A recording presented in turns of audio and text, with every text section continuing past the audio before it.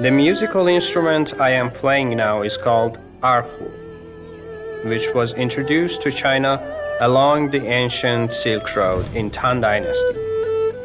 The erhu is a testament to exchange and integration of Eastern and Western civilizations. Xi'an was once the ancient capital of China, the starting point of the Silk Road and the intersection of Eastern and Western cultures. Now, as Belt and Road Initiative proposed by China gets more recognition worldwide, Xi'an is once again at the forefront of the international exchange, serving as an important window for China to connect to the world.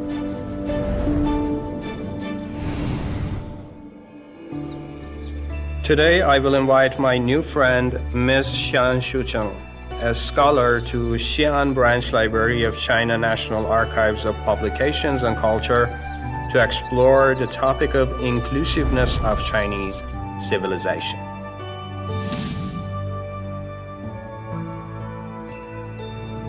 So, how did you like what I just played? It was really beautiful. I really enjoyed listening to it. I think I heard some Chinese tunes in what you had just played. Yeah, I just started to learn this instrument, although erhu is not originated here in China, but it was quite adapted and very well developed in Chinese culture. Yeah, exactly. I think the Hu team represents not only musical interactions, but also just broader cultural, civilizational interactions in general. Did you know that in Chinese culture, the idea of harmony is actually very important for music? Of course. In traditional Chinese music, there's 5 notes, the gong, shang, jue, zhi, and yu. And then in traditional Chinese music theory, the idea is that you have to compose music in this harmonious way to create a kind of complementarity or resonance between the different musical notes, and that is how one achieves pleasant music. And I think this very fact of thinking about music shows the importance of harmony for Chinese culture. In the discourses of Zheng, there was a court historian of the Zhou dynasty called Shi Bo, and he articulated one of the first theorizations about harmony. He was saying that harmony gives rise to all things, whereas if all things are the same and merely uniform, then things just die. What he meant by that is, you have to have diversity for things to flourish and to grow. But if you just have the uniformity, things cannot possibly be sustained. And Shibo goes on to say that in this very beautiful passage, there is no music in a single note. A single color cannot possibly be beautiful to look at. A single taste cannot possibly be delicious. And a single thing cannot possibly be judged or evaluated. This notion of harmony, it reminds me of orchestra. Everybody's playing the same piece, but on the music sheet, there are different parts for all of these instruments within the groups, different groups, and they play together, and there is this conductor leading all of them all together in a harmonious way. Probably we can see it abstractly to other aspects of life and also governance. Yeah, I think that this idea of harmony often gets misunderstood because people think of it as eradicating your individuality such that you conform to a given, to a uniform standard, but that's really not the case. It's much more about asserting or accepting the fact of everybody's individuality or difference and then still trying to create a kind of coherence out of everybody's given individuality. So it's not at all about getting rid of individuality. We're in Xi'an, which was known by China a long time ago. And also here it is the starting point of ancient Silk Road. 1,000 years ago, people were coming here to China to do business, spreading their own religious beliefs and teachings. And they were treated very warmly by Chinese people. How come that Chinese civilization could have such inclusivity so long ago? Yeah, I think the presence of many different people so early on in Chinese history was a great contributing factor to that inclusiveness. For example, the Silk Road started around 200 BC and lasted for over 1,000 years. And on the Silk Road, many different things were exchanged, not only commodities, but different cultures and religious beliefs. And even within the Tang dynasty itself, many foreigners came, and so among them, people stayed for a long time and became officials in the imperial court. So thanks to this very inclusive environment, the lives of foreigners when they came to Chang'an were not really affected. So they could follow their own traditional cultures and their own habits and customs, and this extended to religious beliefs as well. Speaking of religious beliefs, I've noticed that here they have a copy of a stele of Daqing, or Nestorian stele, which I know is very famous in China.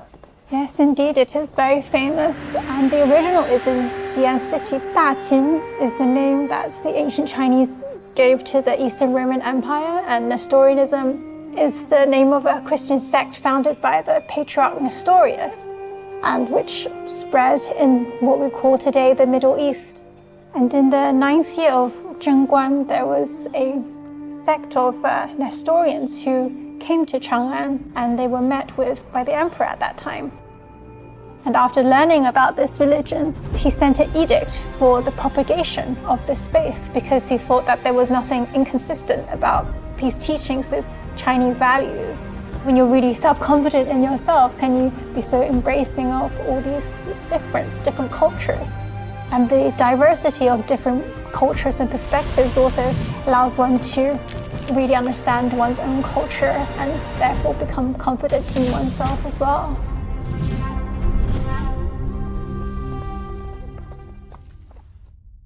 What is the impact of the inclusiveness of Chinese civilization from ancient time to the present on the development of China and today's world?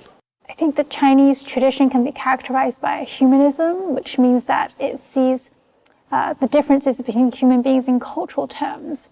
And this is quite different from the dominant tradition in the Western sense, which tends to see differences between humans in very innatist biological terms, or you could say racialized terms. That is, the differences between people are in terms of race. And this is something that people can't change because you're born like that. This is quite different from how China traditionally understood human differences. So the Chinese understanding of difference and why difference is enriching is premised on its understanding of the organic world. Fundamentally, the Chinese worldview sees that it is only through exchange with different things that leads to flourishing. So the points that you mentioned, most of them are theoretically explaining how Chinese philosophy works, but how can we put them in practice for our world today?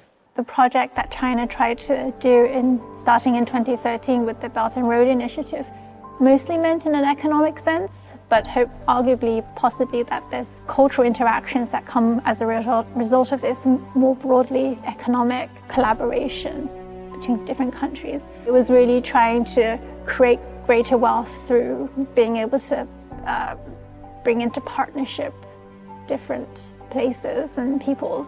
It's a continuity of the ancient Silk Road in a sense. Yeah, like we spoke about earlier today, very much it can be called as the new Silk Road.